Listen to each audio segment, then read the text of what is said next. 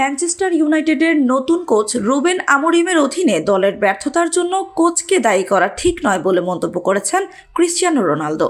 তার মতে সমস্যাটি ক্লাবের ভেতরে অনেক গভীরে। সমস্যা কোচের নয়, আরও অনেক কিছু বলেছেন রোনালদো।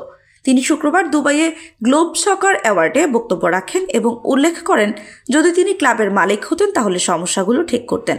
রুবেন আমোরিম তার দায়িত্ব নেওয়ার পর প্রথম 10 ম্যাচের মধ্যে 5টিতেই হেরেছেন।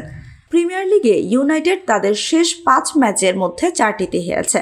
এই পারফরম্যান্সের কারণে নিউক্যাসলের বিপক্ষে পরবর্তী ম্যাচের আগেই নিজের চাকরি নিয়ে শঙ্কার কথা জানিয়েছেন আমোরিম। তবে রোনালদো বলছেন, ম্যান ইউনাইটেডের বর্তমান সমস্যার জন্য কোচকে দোষারোপ করা যায় না। আমি 1.5 বছর আগেও বলেছিলাম, এখনও বলছি, সমস্যা কোচ নয়, এটা ক্লাবের ভেতরেই আরও গভীরে।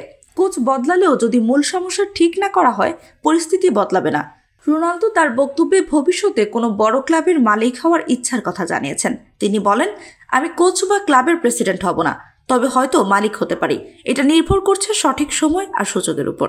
কোনো ক্লাবের মালিকানা নেওয়ার পরিকল্পনা সম্পর্কে প্রশ্ন করা হলে তিনি রহস্যময়ভাবে বলেন, এখনও কিছু চূড়ান্ত হয়নি, তবে এক বা একাধিক ক্লাবের কথা ভাবছি। রোনালদো ম্যানচেস্টার ইউনাইটেড ছেড়েছেন 2022 সালে। এরিক টেন হাগের সঙ্গে বিরোধ এবং বিতর্কিত টিভি সাক্ষাৎকারের পর সেখানে তিনি গ্লেজার পরিবারের মালিকানার তীব্র সমালোচনা করেছিলেন।